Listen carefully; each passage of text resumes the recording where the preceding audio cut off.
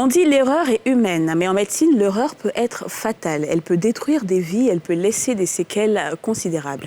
Opération chirurgicale bâclée, mauvais diagnostic, mauvaise prescription.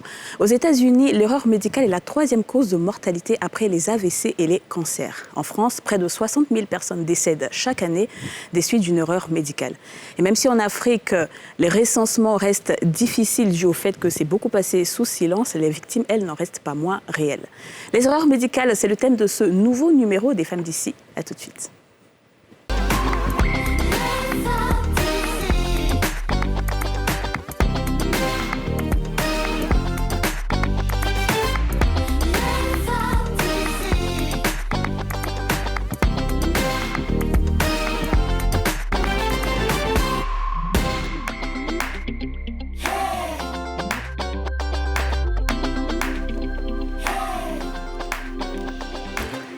Bonjour et bienvenue dans ce tout nouveau numéro des Femmes d'ici, votre rendez-vous 100% féminin et 100% franc-parler. Bonjour les filles. Bonjour les filles.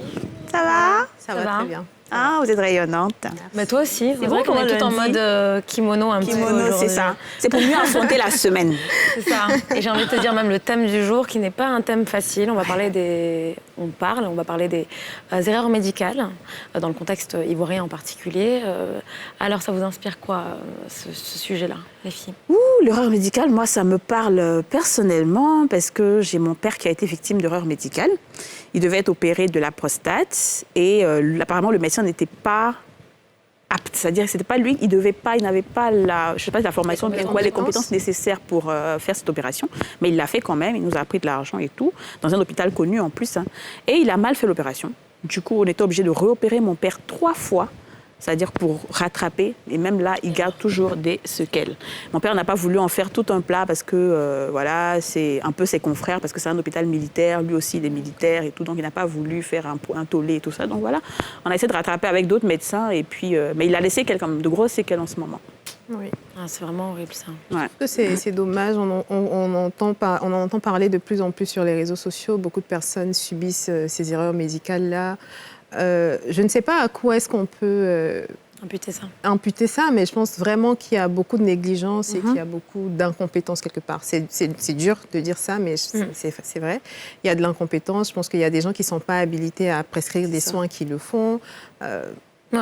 Donc, c'est dommage, mais c'est comme ça. C'est notre réalité. Moi, je te rejoins un petit peu, mais j'ai envie d'ajouter que j'ai tendance à imputer les erreurs médicales dans nos contextes, dans nos sociétés, quand même, un problème plus général de développement du secteur. C'est-à-dire que je pense que la santé publique et la santé en général, alors si ce sont des domaines qui sont prioritaires et qui devraient être prioritaires, il faudrait faire plus, il faudrait beaucoup plus de financement des secteurs, beaucoup plus de financement des formations de personnel médical. Il faudrait qu'on priorise vraiment ce secteur pour qu'il y ait moins de fautes. Alors après, je pense que les erreurs médicales, tu l'as dit tout à l'heure en introduction, ça arrive partout. Hein. C'est pas qu'en Côte d'Ivoire, c'est pas qu'en Afrique. Donc il y a des raisons qui ne sont pas liées à l'incompétence ou au matériel. Donc, il y aura toujours cette part de possibilité et l'erreur est humaine en effet.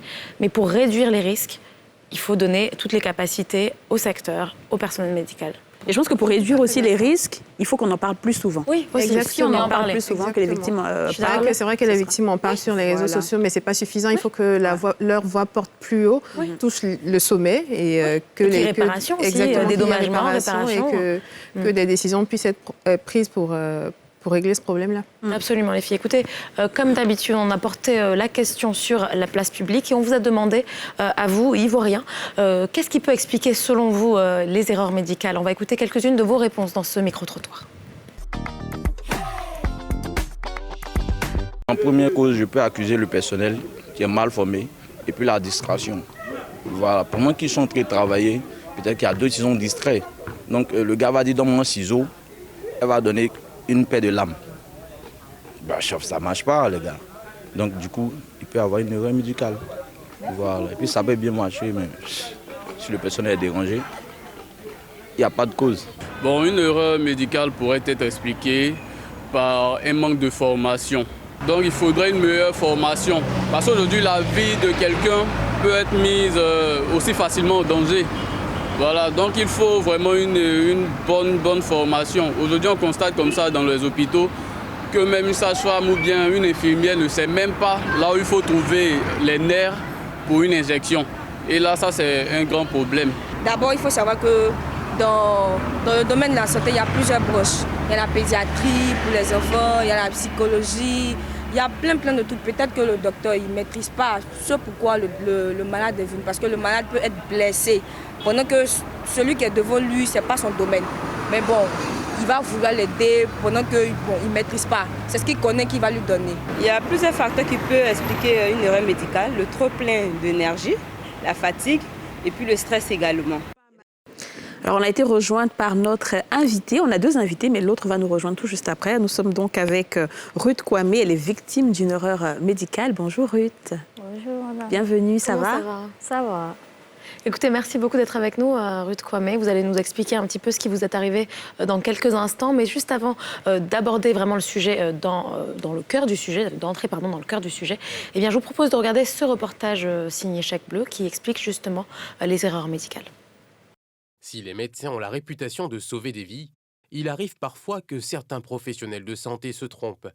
Opérations ratées, erreurs de diagnostic, actes bâclés voire non essentiels, au point de mettre la vie du patient en danger. Si ces erreurs restent minoritaires, il reste difficile de déterminer l'ampleur des dégâts causés. La cause, une omerta, qui laisse les victimes dénuées de recours. La faute ou erreur médicale consiste dans la mise en cause de la responsabilité du professionnel de santé lorsque celui-ci n'a pas respecté les règles ou procédures appropriées.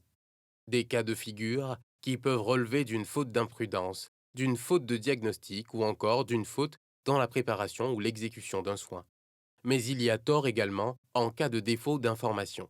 La victime, très souvent profane, n'est pas en mesure de démontrer elle-même que le professionnel a commis une erreur.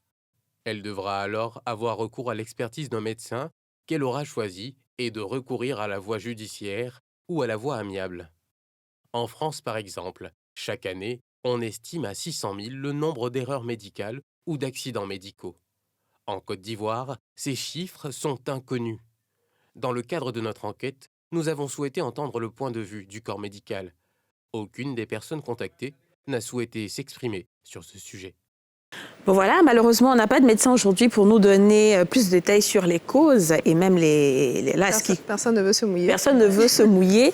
Mais selon certaines émissions et des débats, donc je partage avec vous des informations, selon certaines émissions et des débats qu'il y a eu autour du sujet avec des médecins africains, dont des ministres et autres, les erreurs médicales sont dues au manque de matériel médical, de la charge de travail des médecins dans les hôpitaux, au manque de formation des médecins et aussi au fait que les médecins ne soient pas bien payés. Du coup, les médecins ont toujours envie de faire des gombos, des petits trucs à gauche, à droite pour avoir plus d'argent et ils se trompent. Et cela persiste parce que la parole n'est pas libérée au niveau des victimes. Je ne sais pas ce que vous pensez de ça. Bon, on va faire plus simple. Qu'est-ce qui vous est arrivé? Ouais. Je pense que c'est plus la question. Voilà, on veut savoir exactement ce qui vous est arrivé. C'est mieux en tout cas. Moi, j'ai été une victime. Je suis une victime de l'erreur médicale. Ça s'est passé à Mans, en 2014. Voilà, j'avais piqué une crise de la drépanocytose, vu que je suis drépanocytaire depuis l'âge de 2 ans. Et je me suis rendue à l'hôpital et c'est là-bas, le docteur, il m'a piqué. Je ne sais pas si c'est un médecin ou c'est un docteur en tout cas, mais il m'a piqué. T'as piqué? Il m'a piqué. D'accord, il a fait une injection. Voilà. Après ça, je ne sais pas, 2 semaines ou 1 semaine plus tard, parce que ça fait 7 ans, donc il y a... Oui, vous avez un petit peu oublié. Voilà. Plus tard, je ne sentais plus la partie de l'injection. Vous pouvez nous préciser où est-ce qu'il vous a fait une injection exactement? Sur mes fesses. D'accord. Voilà. Okay. Je ne sentais plus. Quand je touche, c'est un peu comme... Je ne sens pas. Donc, du coup, j'ai signalé, j'ai dit à ma tante, je ne sens pas la partie de l'injection. Et elle m'a dit, ça va passer, souvent ça arrive. Voilà. Bon, donc moi aussi, j'ai tapé l'œil, j'ai continué mon traitement. Et après ça, En ce moment-là, vous arrivez à vous déplacer? Oui, je marchais. Seulement... Vous étiez juste un petit peu... Vous ne sentiez plus votre jambe? Voilà, et puis j'avais encore la douleur de la drépano qui était encore là. Voilà, donc je suivais les traitements. Vu que les médecins m'ont prescrit, ils m'ont fait une ordonnance, j'ai acheté, donc je suivais les traitements. Mais après, j'ai vu que la partie a commencé à s'enfler. Et ça s'est enflé, ça a pris mon pied un coup. En tout cas, ça s'est enflé. D'accord. Ça s'est enflé. Les parents n'avaient plus d'argent pour se retourner à l'hôpital pour dire « Ah, voici ça, voici ça, voici ça ». Donc, en même temps, ils ont adopté la médecine traditionnelle. Voilà. C'était à Mans et de Mans, mon papa m'a emmené à Tiébissou, dans notre village. D'accord. Voilà, c'est là-bas j'ai commencé à suivre le traitement traditionnel. Est-ce que vous avez, avant cela, quand même demandé plus d'informations au médecin qui vous avait fait cette injection pour savoir est-ce que c'est normal que je ne ressente plus ma fesse et ma jambe gauche, enfin ou droite, je ne sais plus. On n'a même pas eu le temps même pour dire on va se retourner à l'hôpital ou aller parler de quoi que ce soit. Vu qu'il y avait pourquoi est-ce que vous n'êtes pas retourné? Il n'y avait pas d'argent. Il n'y avait même plus un sou. C'était dans un hôpital en bonne et due forme, un hôpital général ou les petites cliniques qui se créent un peu partout? Non, pas les cliniques. C'était à l'hôpital Foumbé de Mans. D'accord. Voilà, c'était là-bas. Et vous pensez que vous n'auriez pas pu quand même communiquer avec le médecin pour lui poser les questions sans même demander d'intervention? Juste, c'est pas normal, j'ai subi une injection et aujourd'hui j'ai un problème du fait de cette injection? En ce temps-là, moi, je ne savais même pas où j'étais. C'est ça. Il y avait la douleur de la drépano qui était là, 2 pieds enflés, ça me fait mal. Donc moi-même, je ne sais pas. D'accord. Voilà. Et c'était quoi comme traitement traditionnel? C'était des feuilles, on préparait dans des marmites, je me lavais, on prenait pour soigner aussi. Vu que c'était enflé, chez nous, les acans, ils ont des feuilles, on prend pour appuyer, pour que ça... masser. Voilà, pour masser, pour que ça descende. D'accord. Et ça s'est dégradé ou ça n'allait pas. Enfin, ça n'a pas servi, quoi. Ça n'a pas d'effet. Voilà. Et après, donc 2 ans après, cette partie-là, c'est 2 ans... Ouais, on dirait dans la même année, mais c'est cassé. Ça s'est cassé comment? Voilà. C'était enflé. Comme c'était enflé, et puis après, c'est percé. Ça commence à suinter, c'est ça? Il y avait du pus dedans. Voilà, maintenant le pus sortait. Waouh, l'odeur. Incroyable. Le pus sortait. Et vu que les médicaments traditionnels n'allaient pas, donc du coup, j'ai quitté le village, je suis venue à Tiébissou-Ville. C'est là ma maman était. J'étais avec ma maman, j'étais dans une petite maison, une entrée couchée. C'est très douloureux. Hein. Ruth Kwame, ne vous inquiétez pas. On vous laisse prendre le temps. On vous laisse prendre le temps. Respirer.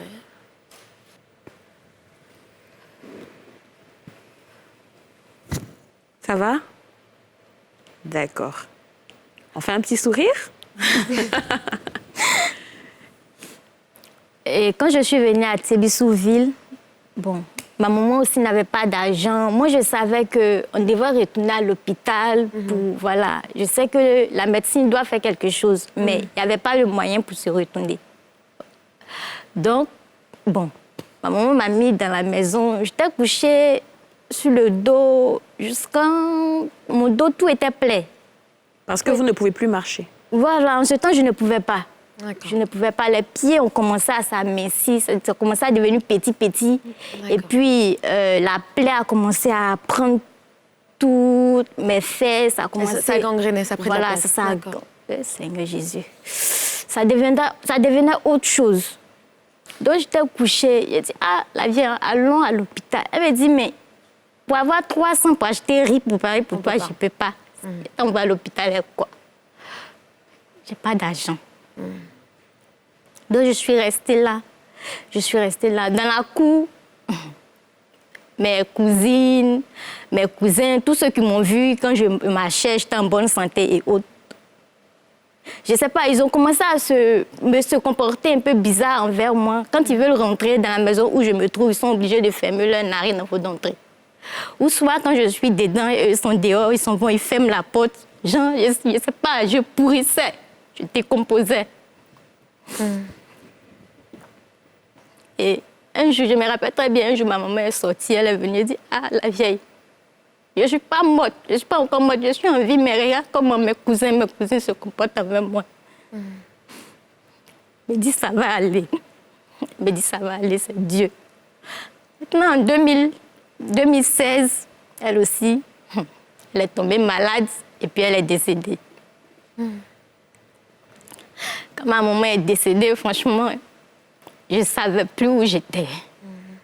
J'appelais la mort. J'ai dit, mais pourquoi moi je ne suis pas morte? Moi qui suis en train de pourrir. Et puis, c'est elle qui est en bonne santé qui meurt. Je préfère mourir parce que c'était une souffrance. C'était une souffrance. Je ne sais pas comment m'exprimer, je ne sais pas comment expliquer. C'était dur. Et après 2016, quand ma vieille est décédée, on a fini de l'enterrer et autres. Et la grande sœur de ma maman, elle est partie me chercher au village à Tiebissou. Elle m'a envoyé à Toumaudi, dans un village appelé Raymond 2. Toujours, il n'y a pas de traitement. Hein. Toujours pas de traitement. Voilà. Elle m'a envoyé à Raymond 2. Et c'est à Raymond 2, j'ai commencé à chercher le contact d'une de mes tantes qui est en France. Je commençais à chercher. En ce temps, je n'avais pas de portable. C'est un monsieur qui a acheté un téléphone pour moi. Voilà. Vu que j'étais tout le temps couchée dans la maison, je n'avais personne avec qui... J'étais seule. J'étais seule. Moi, Dieu, c'est fini. Moi et les 4 murs, c'est fini. Donc, c'est dans ça que je suis allée sur Facebook. Voilà. Je suis connectée sur Facebook, j'ai commencé à causer et autres. Maintenant, j'ai cherché le contact de ma tante. J'ai appelé ma tante et elle est venue. Elle est partie me rendre visite au village. Quand elle m'a vue coucher, il y avait une couverture qui était sur moi. Bon, elle n'avait pas vu ça trop en grave parce que le visage ne... Ça se voit pas. Voilà, ça ne se voyait pas, le sourire était toujours là. Et elle m'a dit, si au moins tu pouvais t'asseoir. En ce moment, je ne pouvais pas m'asseoir. Voilà, si au moins tu pouvais t'asseoir, j'allais acheter un fauteuil pour toi, tu allais te débrouiller avec. Là, je peux rien faire pour toi. Et puis elle est partie. Après, elle était mon seul espoir. J'avais foi en Dieu, mais elle était mon seul espoir. Ça n'a pas marché. Elle est partie. Bon, avant ça, d'abord, quand je me suis connectée sur Facebook, je suis rentrée en contact avec... J'ai contacté Dr Philo. D'accord. Voilà. Un autre médecin. Non, c'est pas un médecin. Non, c'est pas un médecin, c'est... non, c'est Dr Philo. Ah, oui, rien à voir, pardon. Autant pour moi. Voilà. Je l'ai contacté et dit, ça va pas, que franchement, j'ai besoin d'elle. J'ai besoin d'aide, j'ai besoin d'aller à l'hôpital. Mes parents n'ont pas de moyens. Même si c'est pour aller à la télé, pour aller demander de l'aide, là, je vais partir. Parce que là, franchement, ça va pas. Je ne meurs pas.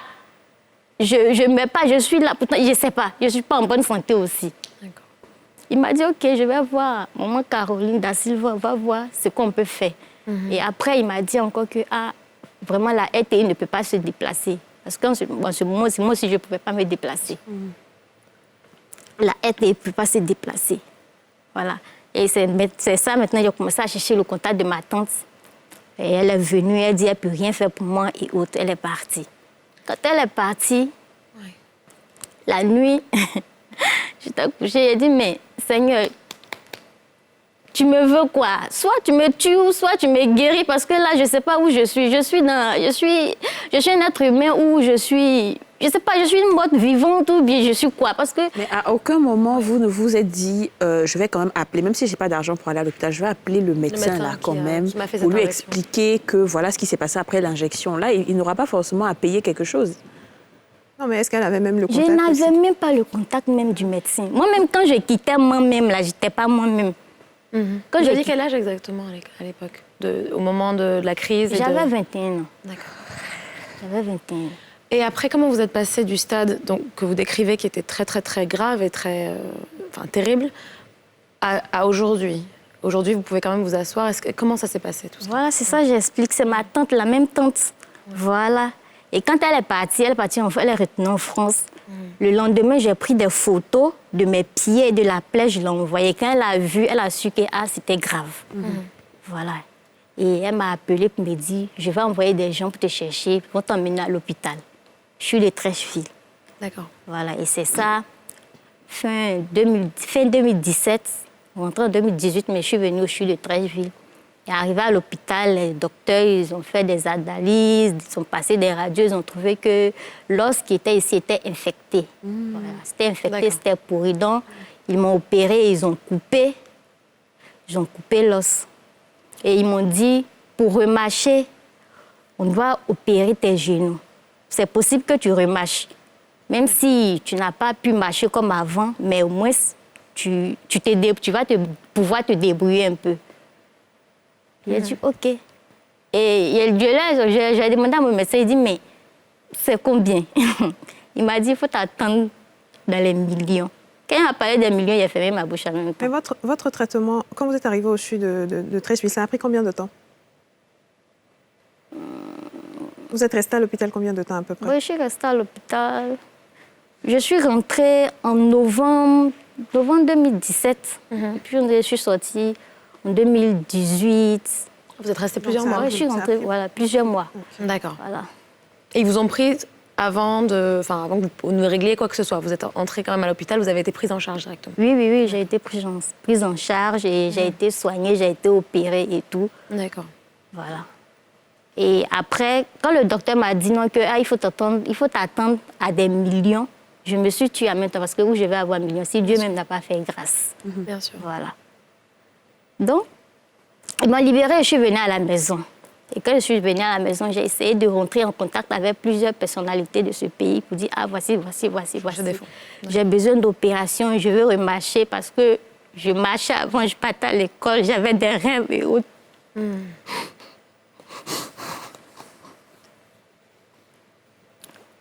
J'avais des rêves et autres. Et puis aujourd'hui, voici ça que franchement, aidez-moi même. Je n'ai pas eu de réponse. Et aujourd'hui, vous êtes dans une chaise, je suis désolée, hein, parce que c'est...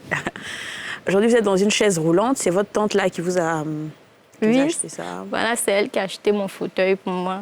Et c'est grâce à elle qu'aujourd'hui, je peux dire je suis un être humain comme les autres. Ruth, on va vous laisser un petit peu le temps de respirer un petit peu et de vous remettre peut-être un petit peu des émotions, et nous tous d'ailleurs. Je pense qu'on va aller en pub. On va partir en pub, hein. D'accord? Vous ne bougez pas surtout, on se retrouve dans quelques instants, juste après une courte page de pub. À tout de suite.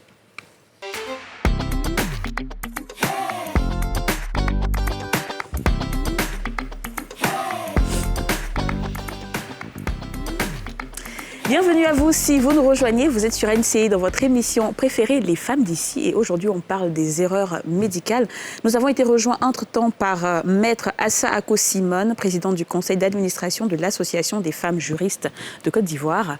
Maître, juste avant que vous ne veniez, on a assisté à un témoignage poignant de Ruth Kwame, qui a été victime d'une grosse erreur médicale. Elle a fait une injection et aujourd'hui, elle est paralysée, elle est sur fauteuil roulant. Qu'est-ce que vous pensez de ces erreurs médicales-là? Malheureusement, c'est des cas de plus en plus fréquents. Ouais. De plus en plus fréquents dans notre pays, auxquels on assiste. Et malheureusement, bien souvent, les victimes ne savent pas quoi faire. Les parents non plus. Tout le monde reste désemparé. Et dans bien des cas, il y a malheureusement des décès qui surviennent. Quels sont aujourd'hui les véritables recours pour une personne comme Ruth Kwame et des centaines, voire des milliers d'autres qui traversent des épreuves pareilles, qui subissent des erreurs médicales qui parfois conduisent à la mort ou sinon à des séquelles considérables? Quels recours légaux existent-ils et sont-ils efficaces? Alors, je n'ai pas assisté à son témoignage naturellement, donc je ne connais pas la nature réelle des faits. Alors, je vais vous donner un contexte rapide. Elle est drépanocytaire, donc elle est allée à l'hôpital parce qu'elle avait des douleurs. On lui a fait une injection, le médecin lui a fait une injection à la fesse. Et après, quand elle est rentrée à la maison, la fesse a commencé à enfler, le pied est enflé, elle n'avait plus d'argent pour retourner à l'hôpital. Ça fait 7 ans maintenant, elle a dû partir se soigner avec la médecine traditionnelle. Et puis, plus tard, une tante l'a aidée pour qu'elle se fasse opérer au CHU de Trècheville. Donc, en fait, c'est l'injection dans les fesses, là. C'est ce qui a tout... Qui a entraîné tous les autres problèmes. L'injection, et c'est le médecin lui-même qui a pratiqué l'injection. Alors, c'était amant, hein, c'est ça, amant. D'accord. Alors, comme je dis, je la considère comme une victime, au même titre que tous les autres cas dont j'ai plus ou moins parlé tout à l'heure. Et il y a des recours. Cette question fait appel à la question de la responsabilité. La responsabilité du médecin dans l'exécution de sa fonction, dans l'exécution de ses prestations. C'est un cas de responsabilité civile qui peut être mis en œuvre devant les juridictions.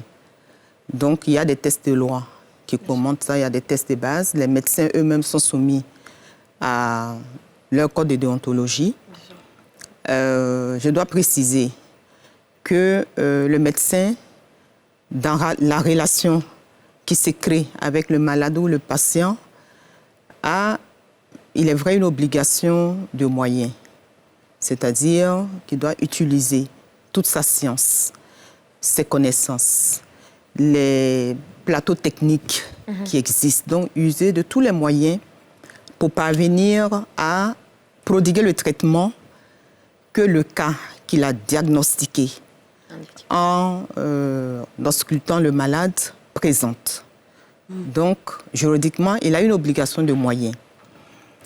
Il a également une obligation d'information, c'est-à-dire donner les informations nécessaires au patient, à la patiente, sur sa maladie, sur le traitement, sur tout ce qu'il va accomplir comme prestation pour permettre au malade de comprendre sa situation et de donner un consentement éclairé à l'acte médical qui va être posé. Alors, justement, du coup, ce qu'on peut conclure, c'est que dans le cas de Ruth Kwame, il y a eu déjà 2 erreurs qui ont été commises, c'est-à-dire que déjà au niveau de l'injection qui a été prescrite, il me semble qu'elle ne savait pas forcément de quoi il s'agissait.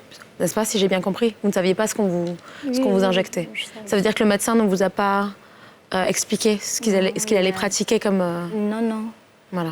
Il est venu avec la seringue et puis bon, moi j'avais des douleurs donc je ne pouvais même pas vous rendre compte de ce qui se passait. Voilà, c'est ça.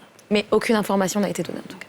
Et après coup, donc il y a eu un impact et donc là, probablement soit l'injection qui a été administrée n'était pas adaptée, soit il y a eu des effets qui n'étaient pas désirés mais qui se sont produits.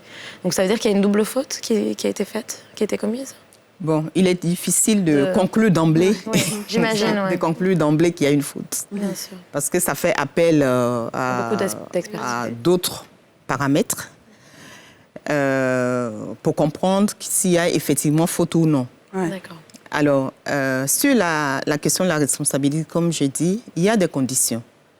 Il y a des conditions et de façon générale, il faut qu'il y ait donc une faute. Il faut qu'il y ait un dommage, un préjudice. Dans son cas, le dommage est vraiment apparent, tel que expliqué. Et il faut un lien entre la faute et le dommage. Là également, je retiens, d'après ces explications, que c'est l'injection qui a entraîné, qui a eu ces suites.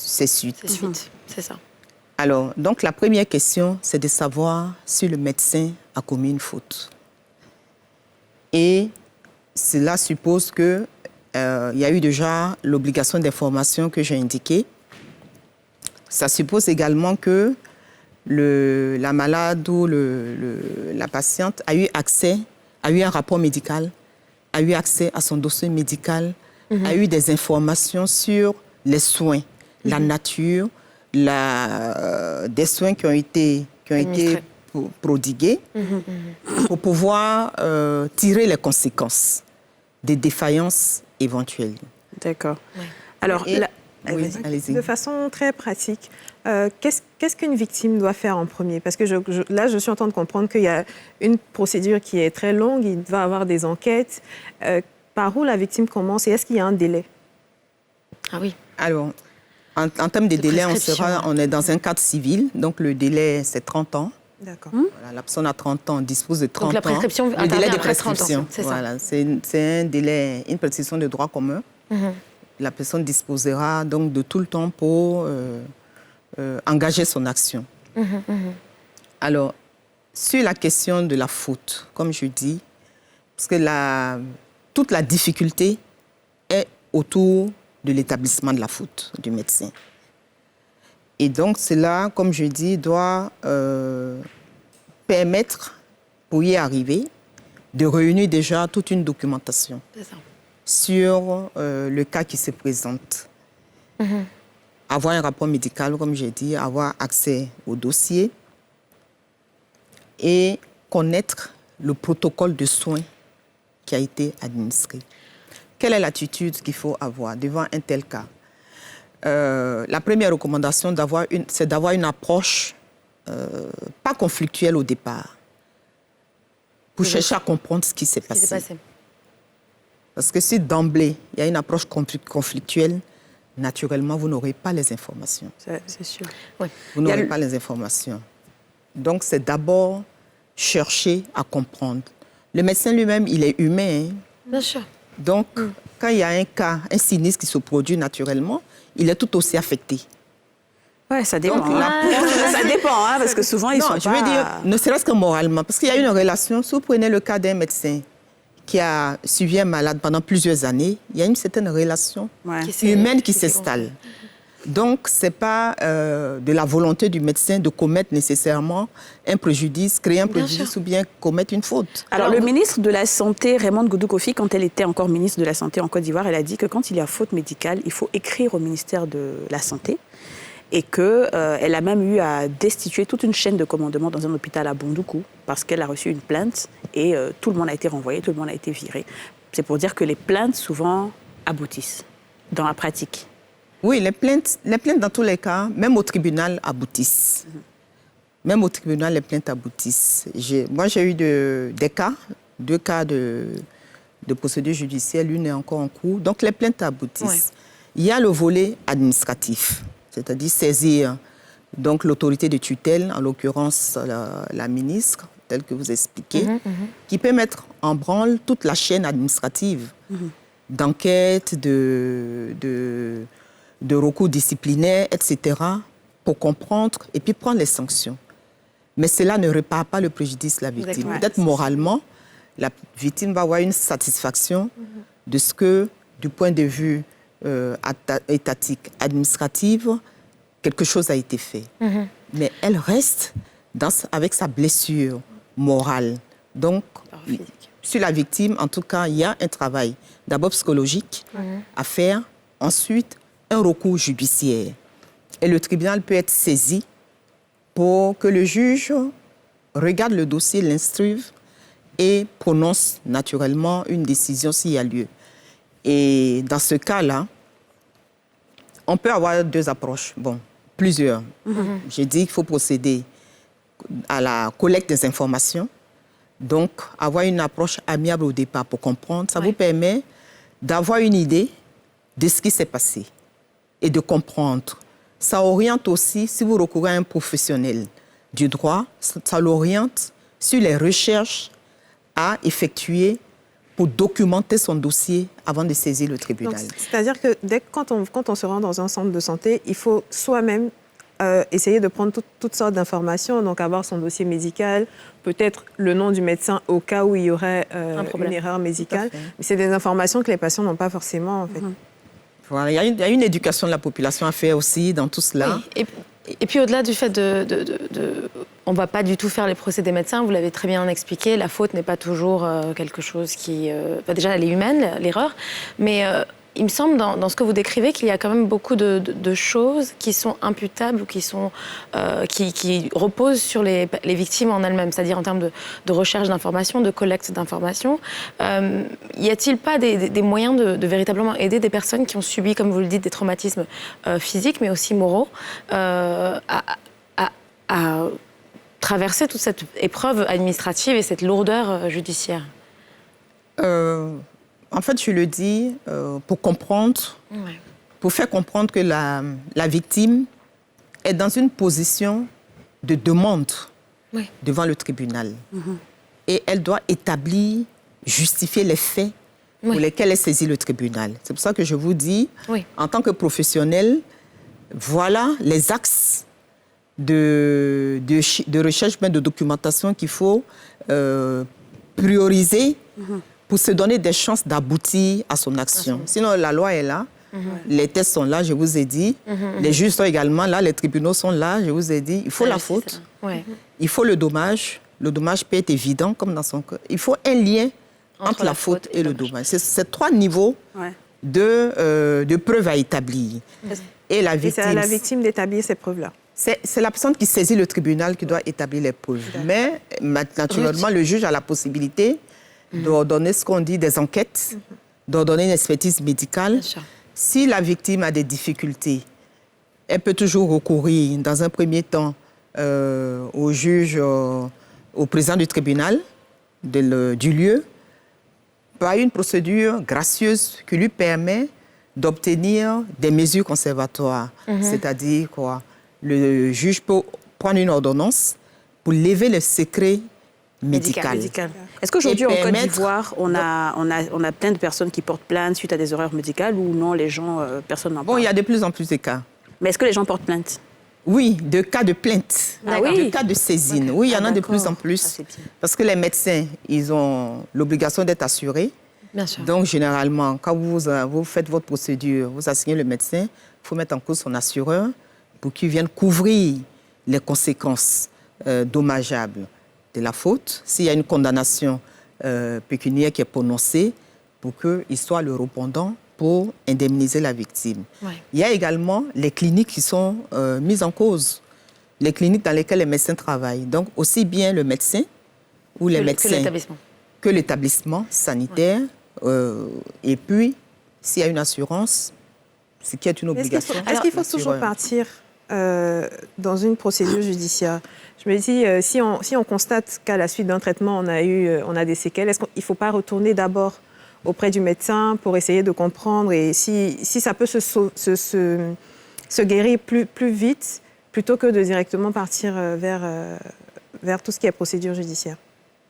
Alors, je ne conseille pas d'aller directement vers les procédures judiciaires. On recourt aux procédures judiciaires lorsque, naturellement, on n'a pas pu obtenir ce qu'on recherche, les informations, les réponses aux préoccupations qu'on a, et qu'on est dans une situation de blocage. Ouais. Naturellement, il faut d'abord user de l'amiable, comme je dis.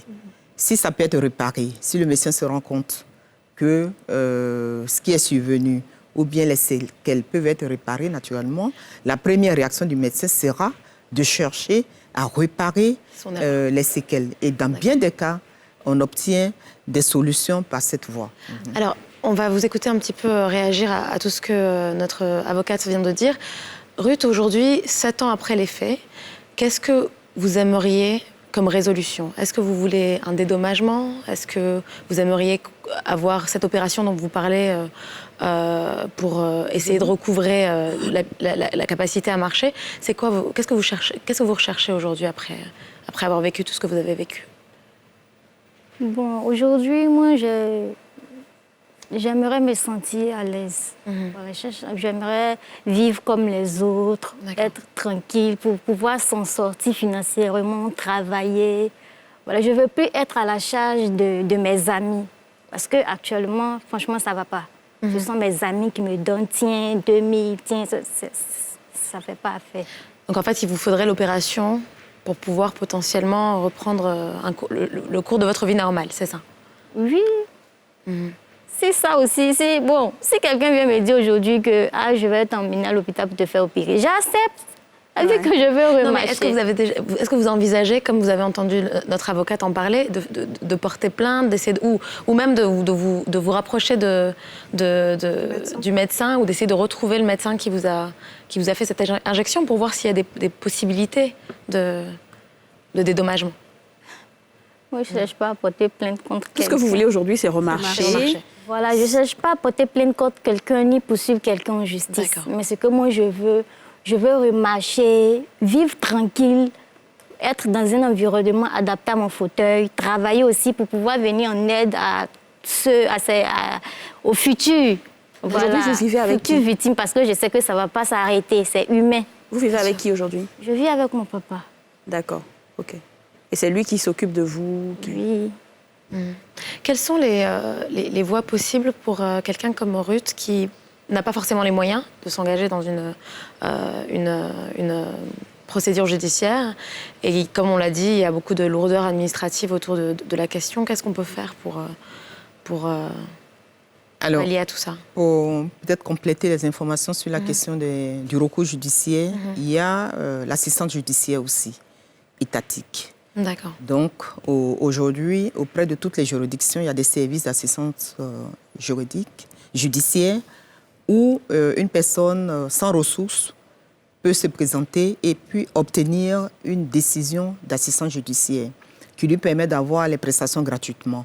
D'accord. Tant au niveau des juridictions qu'au niveau des auxiliaires de justice, qui sont les avocats, les commissaires de justice, qui se feront après payer par le Trésor public. Donc ça existe. Dans son cas, on peut également conseiller la médiation, le recours à la médiation entre elle et le médecin qui a commis l'erreur et qui a entraîné les dommages qu'elle a subis. Le médecin, l'hôpital. Donc, on peut mettre en place une procédure de médiation pour leur permettre de se parler au médecin, de comprendre la situation, de voir ce que tout cela a entraîné et puis d'être dans une position d'apporter une réparation pour la soulager, s'il est possible de refaire une opération que le médecin conseille dans le même structure sanitaire, etc. Ça peut se faire. Je pense que c'est de ça qu'elle aura beaucoup plus besoin que d'être dans une lourdeur judiciaire. C'est plus le fait d'obtenir quelque chose à la fin. Qui était en cours. Elle a commencé depuis 2013, elle est encore en cours. Ah oui, c'est bien de le dire, ça prend énormément de temps. Elle est en cours en appel. Donc, on a passé la phase de la première instance et la procédure est toujours en cours. Et quand on sait qu'il y a encore le recours en cassation, éventuellement, donc naturellement, si on peut obtenir une solution par l'amiable, par la conciliation, par la médiation, il vaut mieux exploiter ces pistes. Merci beaucoup, Maître. Nous sommes déjà à la fin de cet entretien. Et vous aussi, Ruth, franchement, que Dieu vous accompagne. On espère que des âmes de bonne volonté vont prendre en charge, vont écouter tout ce que vous avez dit, et puis que vous pourrez marcher et puis courir très bientôt dans la ville d'Abidjan, n'est-ce pas? Et vraiment, on tient à saluer votre courage, franchement, pour avoir parlé, comme vous dites, pour d'autres victimes qui traversent ou qui ont traversé des épreuves similaires. Vraiment, vous êtes très brave. Mais je pense que c'est pas rentré dans les oreilles, donc vous aurez gain de cause, Inch'Allah. D'accord? Mesdames et messieurs, on continue l'émission tout juste après une page de pub.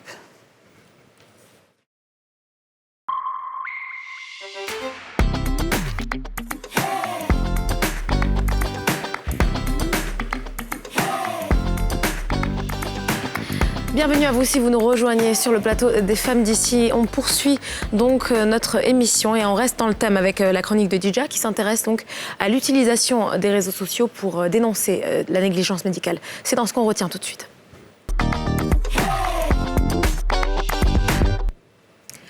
Alors oui, les filles, j'aurais bien voulu parler d'un sujet plus gai, mais on va rester dans le thème et parler toujours de négligence médicale ou d'erreur médicale, en tout cas comme chacun peut le nommer.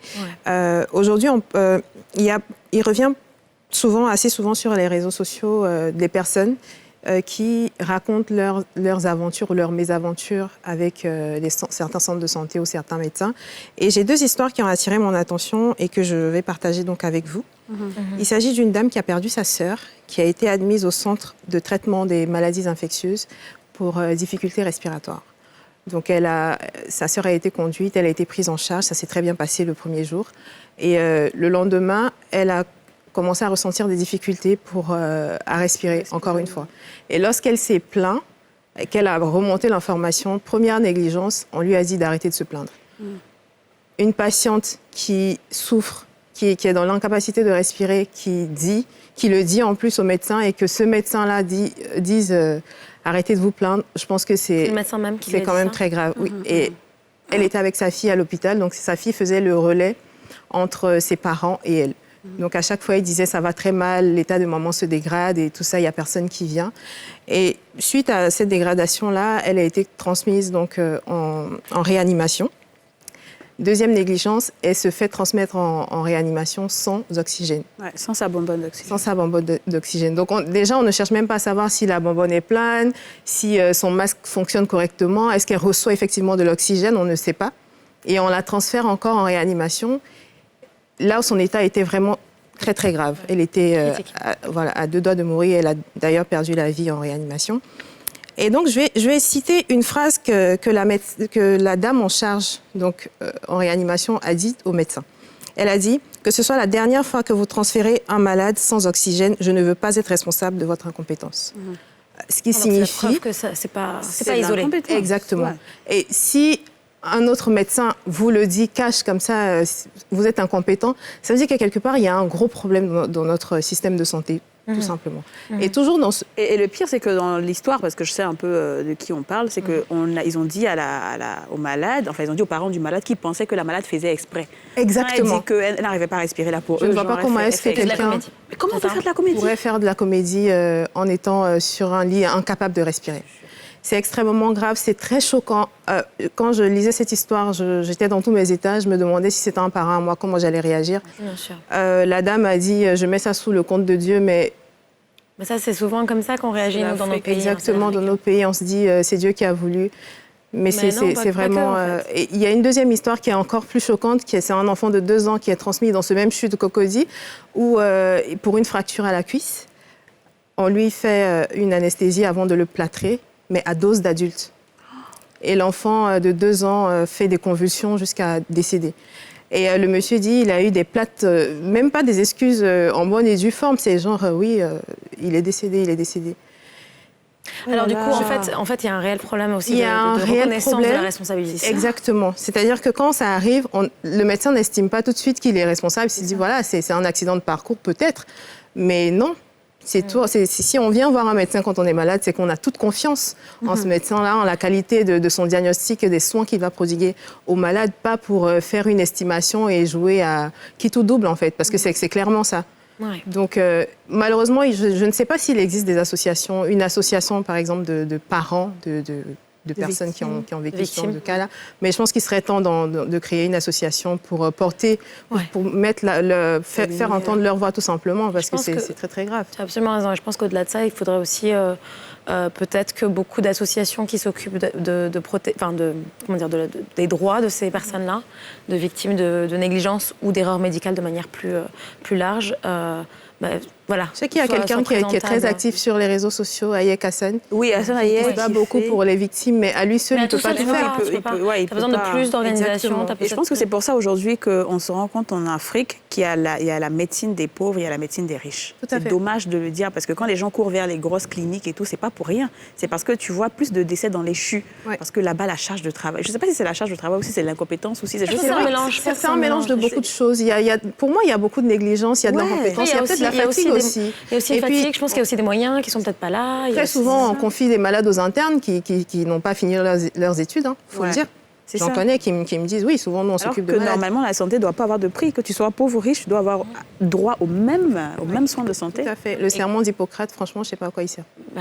Mais après, c'est vrai que quand tu vois que le contexte, parfois, est difficile, même pour les médecins, je ne veux pas du tout excuser les médecins. Mais je pense qu'il y a aussi un réel problème et en termes d'équipement, interne, de formation, dans l'écosystème même de santé. C'est-à-dire qu'il faut aider le personnel de santé à faire son travail correctement. Exactement. Si, c'est vrai. Quand on me parlait une fois de courant qui était coupé dans tout le style, je dis mais c'est pas possible.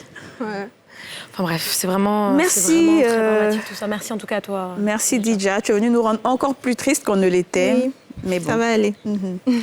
Bon, écoutez, surtout restez avec nous, mesdames et messieurs. L'émission continue pour une toute dernière partie. On se retrouve juste après une courte page de pub dans Les Femmes d'ici. À tout de suite.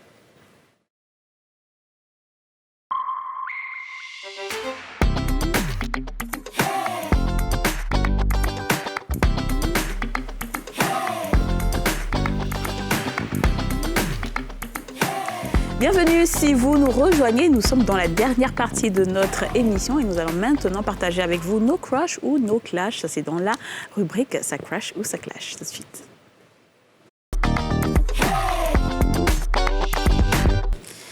Alors aujourd'hui j'ai un crush, mais je ne sais pas si vous allez trouver ça aussi crashy que moi, mais je vous explique. Alors, j'ai bien aimé le film Namasté Wahala. Dont Didier nous a parlé d'ailleurs. Dont Didier nous avait parlé, qui devait passer je ne suis pas fan. Je sais.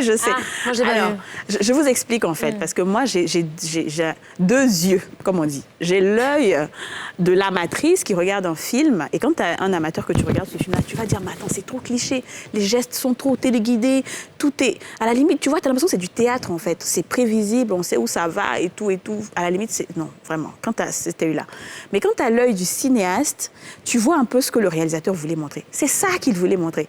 Il voulait justement vous montrer l'effet hindou de film où on fait les ping, ping, ping, ping, où on fait les... Vous voyez ce que je veux dire? Et du coup... C'est volontaire, tu veux dire. C'est volontaire. Et le fait d'avoir réussi ça de façon volontaire, là, moi, franchement, je trouve ça super bien. Écoute, ça change rien. Ouais.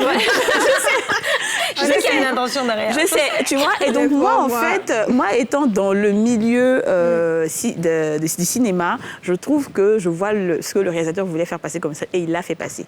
Mais sinon, en dehors, en termes de, est-ce que le film est chic, ça accroche et tout, c'est du déjà vu, quoi. En fait, je l'ai vu en 3 parties. Et jusqu'à aujourd'hui, je n'ai pas réussi à le terminer. T'as pas terminé. Je le trouve tellement lourd. Et j'étais contente, je me disais, on allait avoir un film assez intéressant et tout. Et puis quand j'ai commencé, je me suis dit, quoi, c'est ça que je vais regarder pendant 1h46, hors des questions. Bon, moi, je ne vais pas vous mentir, je me connais. C'est pas mon style de film, donc même, je vais pas regarder en fait. Donc peut-être qu'il faudrait que je mette no comment, mais en réalité, me connaissant, je pense que j'aimerais pas. Pourquoi? Tout simplement parce que le principe même du mélange des genres et des cultures comme ça, qui est forcé pour moi, c'est un peu, comment dire, c'est comme si tu vas dans un laboratoire et que tu mets 2 choses qui vont pas ensemble. C'est pas qu'elles vont pas ensemble, c'est qu'il y a beaucoup, enfin, c'est 2 cultures très, très profondes et très intenses et il y a beaucoup de folklore déjà de part et d'autre. Et je pense que c'était vraiment justement pour créer beaucoup de couleurs. C'est ça, exactement. Je sais que c'est volontaire comme tu l'as dit, mais moi justement ce côté-là, ça me dérange. Le jeu des acteurs n'est pas bon. Alors justement, ça c'est une bonne question. Moi j'ai pas vu. Le jeu des acteurs, surtout la maman de Raj là, elle me gênait quand je regardais. C'est le jeune homme.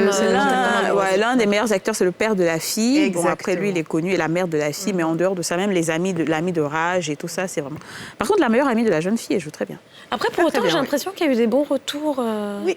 Et bizarrement, je pense que comme c'est un nouveau film et qu'il mixe des cultures, il est numéro 1 au Nigeria en ce moment. Oui, il est numéro sur Netflix. Il est numéro 1 parce que, comme j'ai dit là, il y a plusieurs... Les gens regardent ça différemment, tu vois. Non, les gens regardent ce nouveau essai qu'on voulait donner là. Et c'est ça qui est passé, tu vois. Et c'est très bien.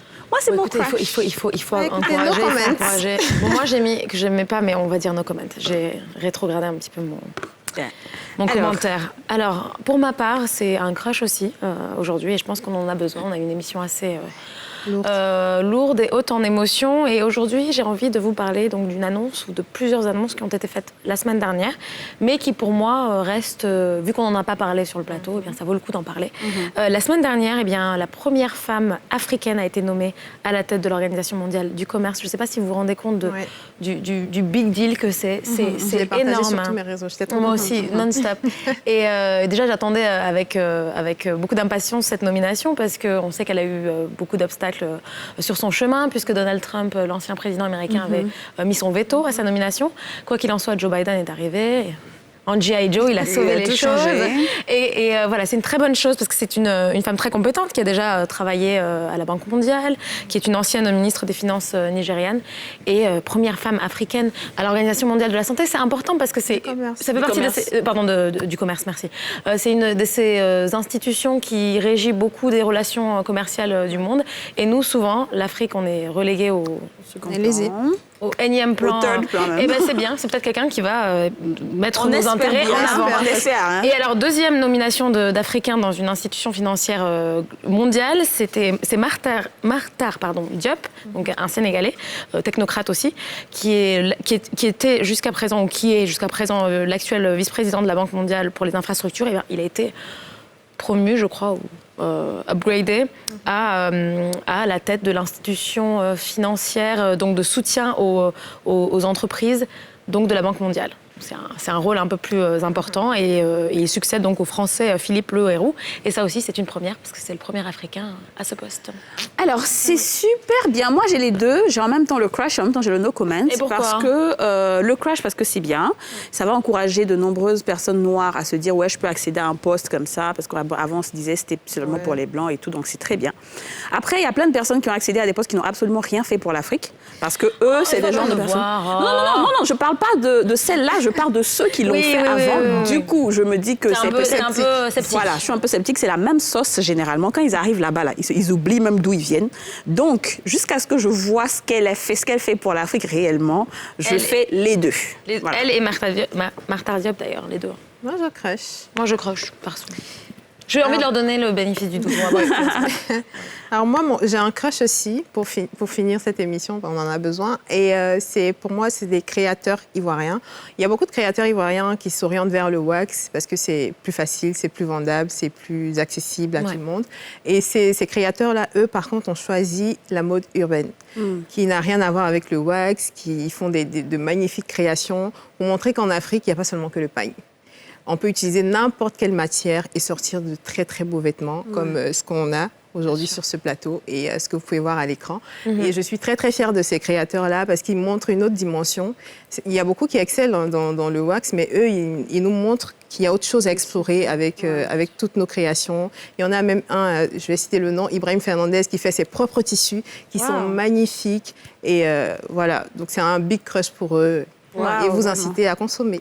À consommer local. Moi, j'ai crush aussi. Et d'ailleurs, j'ai vu que tu as mis des images de Kefal aussi, une marque que j'affectionne tout particulièrement.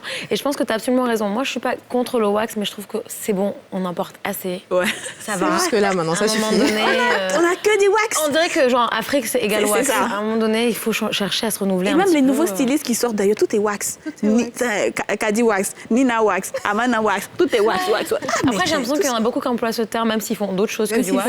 C'est vrai, peut-être parce que les gens répondent un petit peu au mot wax, finalement. C'est ça, exactement. Mais oui, c'est bon, on a plein d'autres possibilités. La créativité, elle est là, elle est féconde. Il y a plein de choses à faire, quoi. Je suis d'accord avec toi. Donc aujourd'hui, on n'avait que des crushs. Ouais, il faut de temps en temps être un petit peu... Il faut qu'on qu'on finisse sur une note un petit peu positive. Exactement. Bon, écoutez, les filles, on va donc conclure cette émission. Ouais. Merci à vous de nous avoir suivis tout au long de ce numéro des Femmes d'ici. On vous donne rendez-vous demain, même heure, même plateau, donc sur NCI. À demain. Excellente journée à vous.